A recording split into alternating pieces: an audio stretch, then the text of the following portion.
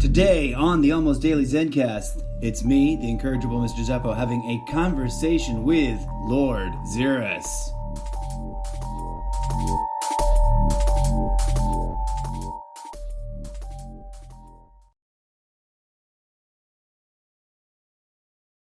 There we go. Lord Xerus! Are you talking to me now? Yeah, I'm talking to you. Say hi. Hi. Who am I saying hi to? The audience. Well, introduce yourself to our audience. Hi, audience. I'm here. I'm sorry. I went into a trance state just now. Sometimes when nobody talks to me for a second, I just kind of disappear into just a void state, a state of non-being. Wow. So yeah. That's intense. So people actually very frequently confuse me for an empty suit of armor. Sometimes they'll walk by and just put some trash into my visor, like cigarettes and stuff. Have they really done that? No. Okay. I mean, yes. Yes, they have. I mean, well, okay, they do that, but I'm not in the suit when they do it. Okay. Because I'm in a state of non-being. So I just kind of fade in and out of existence. So, I'm sorry, what was the question? Hi, I'm Lord Xerus. Yes.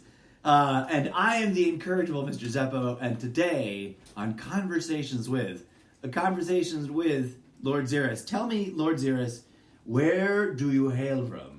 Okay, well, basically, I'm from Outervania.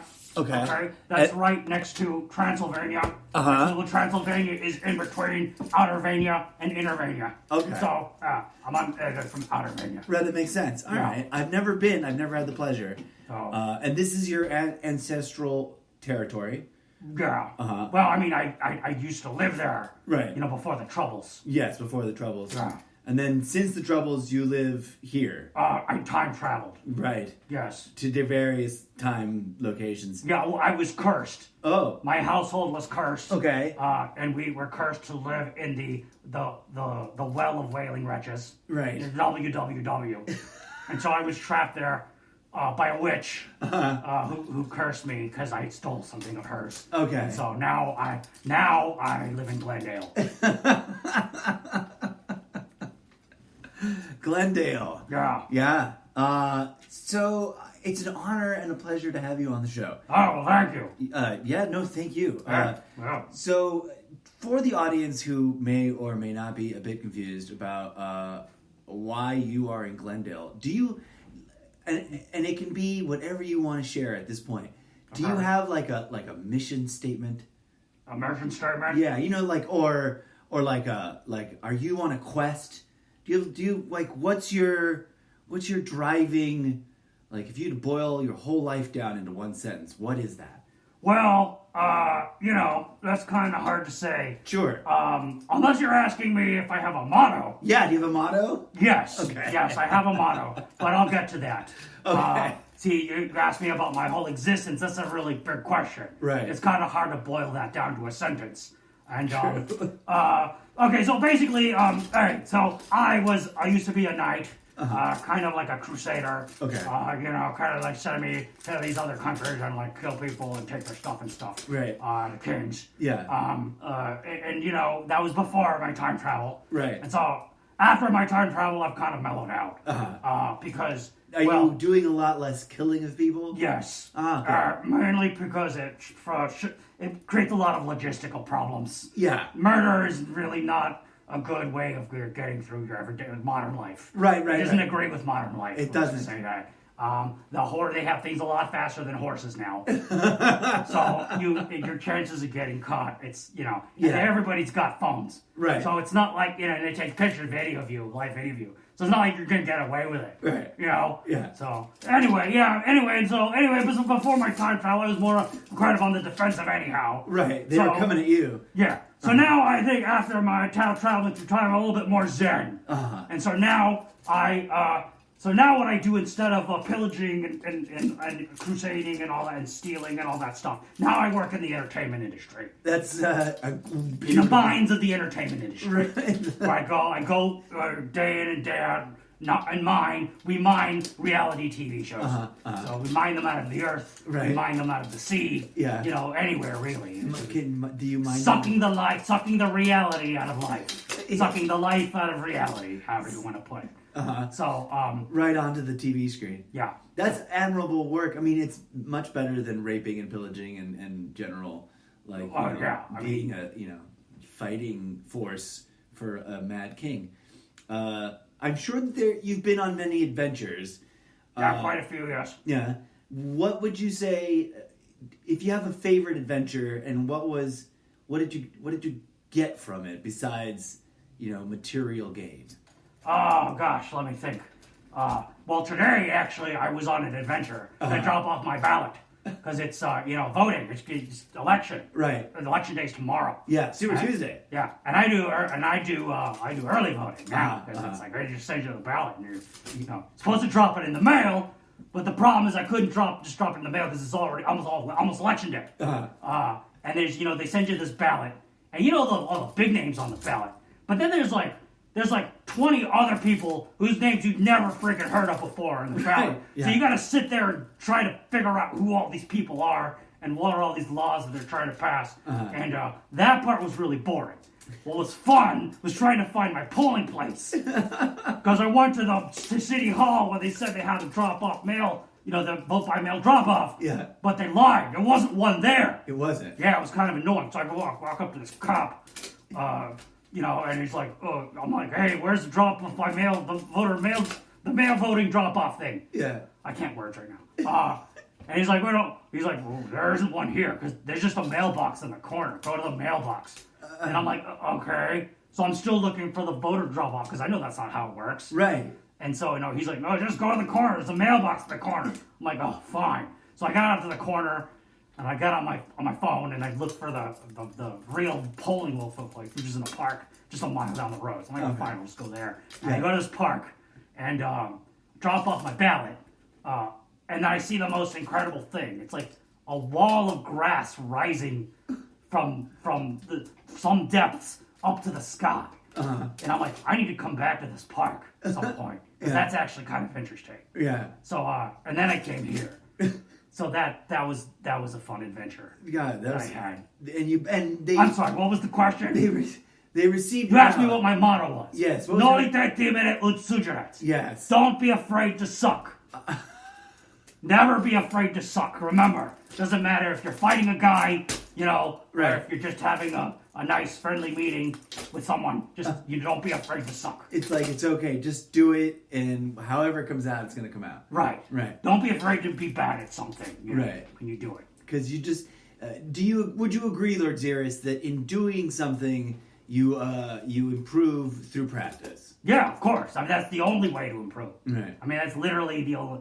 The only way to do something is to do it. So like repeatedly. Yeah. So I have a million questions left to ask you. Okay. Where do you see yourself in like 10 years? In 10 years? Yeah. As if you didn't time travel there. Like, what do you want to achieve? Oh, you mean just like walking there? Yes. Just walking 10 years from now? Yeah. Well, I'm pretty happy where I am. I'm not. I don't really have these grandiose plans. Okay. I just like to have a few more subscribers for my YouTube channel. Fair enough. I mean, that's... Who doesn't want that? Yeah. Everybody wants a little bit of that. Well, okay. Truth be told, I would like that to be the primary thing that I do. Because right now, working in the mines, as I told you before, gets a little tedious, a little tiresome. Right. So I would love to have, just enough traffic on my YouTube channel just to be able to do that. And to make cool videos for people. Right. But that's a tall order. Have you heard of that new platform where you do custom shout out videos for people for money? Oh, yeah, I saw a video actually. It's funny that you'd ask me that. I was watching Angry Video Game Nerd video. Yeah. I've been a fan of his for a long time. And he had Gilbert Gottfried on there. And at the end, Gilbert Gottfried did this promo for that website. It's called Cameo, I think. Yes, you're right, Cameo. And he's just like, I'm Gilbert Gottfried. Oh my God. I'll make a custom video for you if you give me $5. So I mean, I had a lot of mixed feelings about that. Right. I mean, it's friggin' Gilbert Gottfried. Yeah. Now I was like, of course, who doesn't want a video from Gilbert Gottfried? But also, he's Gilbert Gottfried. He shouldn't be just making videos for just schmucks on the internet. Yeah. You know, because he's a legend. He's a comedy legend. He is. So, but that's the state of things today. Yeah. Will you be on that platform? Possibly. I really, right now, it's about time management. Right. Like I tell you, I work a 45, 50 plus hour a week job. And just teleporting, just arriving into yourself is a bit of effort. Yes, it is quite a lot of work. This, this is I also do fighting. I don't know if we mentioned this we haven't before. even but let's talk about that. Yeah. You're involved in a really interesting sort of, like, it's everywhere. It's across the nation. The world. It's a Across the worldwide world. organization. It's a worldwide organization. Yeah. It's not like, it's like Ren Fair, but it's not Ren Fair. I always say that it's like Ren Fair if there were no tourists. It's basically just Ren Fair, but everybody works there. But nobody gets paid. That's what it is, basically. And what's the name of this association? It's a Society for Creative Anachronisms. And so you guys, like, this association is pretty serious. Like, it's actual fighting. Yeah. It's like a sport. Yes. Tell the audience here a bit about how that sport works. Well, it's basically stylized dueling.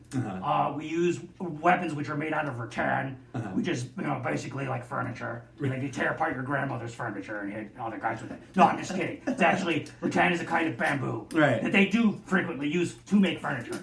But we use poles. They basically look like broomsticks, really thick broomsticks.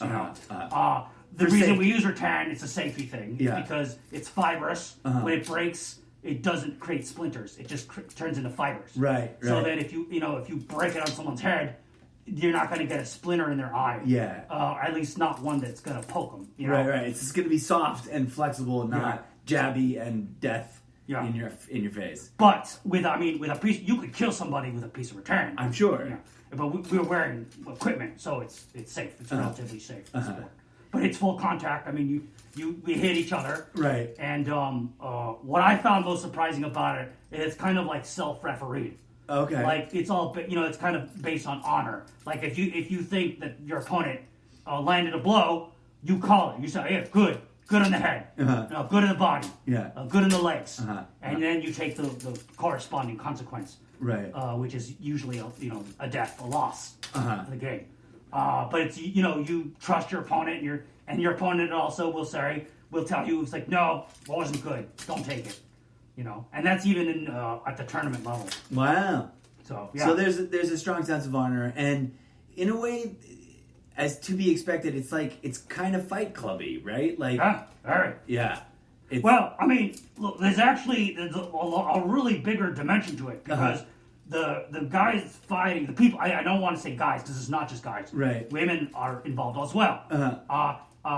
And it's not just the people fighting. There's actually a lot of people, the vast majority of people actually in a society don't fight. So they're actually doing other roles. Some of them are the nobility, which is leadership roles. Some of them are, some of them do crafts of all kinds. They do cooking, they do brewing, they do arts, so they're making all kinds of crafts and things. So it's a lot of broad interests in this society. Yeah, and akin to, like you said, it's like Ren Fair without the tourists. Because in Ren Fair, if someone really is going to churn butter, they're really churning butter. Yes, and they really make butter that you can then go and eat, and people do eat it, etc. And so that's the kind of level of craftsmanship and artistry that's being shared. But none of this like the touristy bits about coming and the turkey leg and people staring at you while you do it. Right. But I've seen some footage of fights that you've talked about, and I want to clarify for my audience that they should go look it up and check it out. But these are like epic, huge things. You're talking about the melees. Melees. Yeah, and the battles. Right. Too. Yeah. The melees will consist of maybe 100 people or less. Wow. and then the battles, which are at war, which are the big events, which we go camping to, and we'll spend like maybe a week there, or a weekend. And that is a lot of people. You get 200, 300, 400 people involved. Wow. Depending on the size of the event. Right. Yeah. It's and people are just all about it, and in full armor that is often stuff that is like crafted by the people wearing it, and or by others who are really like dedicated to crafting armor. Right? Oh yeah. A lot of people make their own armor. Intense. And so you've been involved with this association for about a year. Oh yeah. And it's would you say it's like your go-to hobby? Like it's a big, long seasonal thing. There's multiple events throughout the year. Oh, you can do it all year if you want to. Wow. There's an event every weekend, almost. Wow.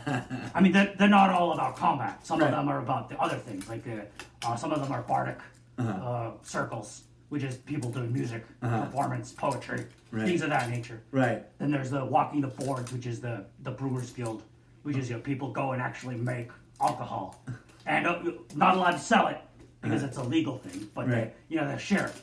Yeah. You make alcohol, you can booze it up with your buddies. Right. So now, in terms of, let's switch gears. You talked about voting and about the weird, kind of slightly mysterious hassle at your city hall and having to find your polling place. What's your political view, Lord Xerus? Like, where do you stand? What's your politics? I don't really want to go too deep into my politics. Sure, fair enough. Because I don't want to put off my viewers. Okay. My intention was kind of to create an apolitical space. Gotcha. One of the virtues of the society is that you will actually find people of all kinds of politics there, congregating and being friends, and having a good time, right? And it's because you don't avoid talking about politics most of the time.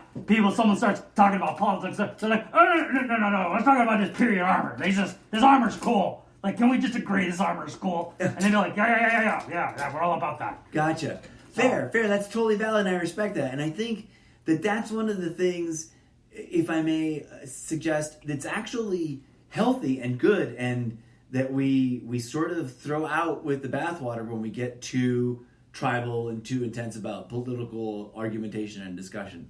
So, rock on. It was actually a really good article. I don't remember who wrote it or what publication it was in. But it basically said church could learn some things from the SCA. And it was all about the imparting of values to people and to new members, to young people, and the way that it included people. Because I will be honest with you, when I joined the SCA, I'm like, oh, this is amazing. But I kept waiting for the other foot to drop. The other shoe to drop. Sorry. Right. Well, foot if you're cutting it off in battle. But we showed up and they're having a good time fighting. I kept waiting for someone to be like, okay, well now, when are you gonna come to the meeting? Like, when are you gonna, give money to this, or when are you gonna sign up for that, or blah blah blah. Right. And it never happened. They don't really pressure you. It's all at your own will. So no one's ever like, so when are you coming to this, or when are you? I mean, occasionally, yeah, they will recruit you to do some things. Right. And but there's no like deep core, inner circle, outer circle, sort of like let's start bringing you in deeper. No, yeah, there's no shame. I mean, what I'm saying is there's no shaming. What that you might find in a a more religious setting. I don't know what it's not necessarily religious, but in other kinds of settings. There's no shame. It's just you are deciding your own level of interest. Right. That's a fascinating thing. So, on your YouTube channel and in your content, you spend a lot of time talking about what are your favorite topics to talk about as an apolitical performance space. Tell my audience a bit about what you do. All right. Well, basically, my channel has become. It started off as a kind of a man on the street, kind of like improv comedy that I did because we were going to the Ren Fair a lot, and I shot quite a bit of footage, and I got a number of episodes out of there. the channel became because I kind of got bored of the Ren Fair. I mean, no offense to the Ren Fair. The Ren Fair is great. Yeah. But everyone films the crap out of the Ren Fair. Right. So there's nothing that you could film there that's really new to anybody. Right. So what I started doing was how-to videos. Because I started the armor, as I was telling you before, when I started doing my investigations into armor, there's like levels that you hit. Yeah. First, you start buying kind of off the rack stuff, you know, and then you are like, okay, well, I need to adjust this, and you're doing all these adjustments, and then you start making the stuff yourself. So I would not say that I would make my own armor, but I do definitely do a lot of editing to my armor. For instance, these shoulders. These actually are cut out of larger pauldrons that were made for a person much larger than myself. But I basically cut the shape out of those larger pauldrons so to fit my size. Right. And, I discovered the magic of an angle grinder. So, I mean, let me tell you, this thing is amazing. Is it possible to pause this recording? Yeah. Let's take a break, and we'll talk more about angle grinders and meat grinders and apolitical spaces after a pause there. Thanks for everything, tuning in, audience. We'll be back in just a bit.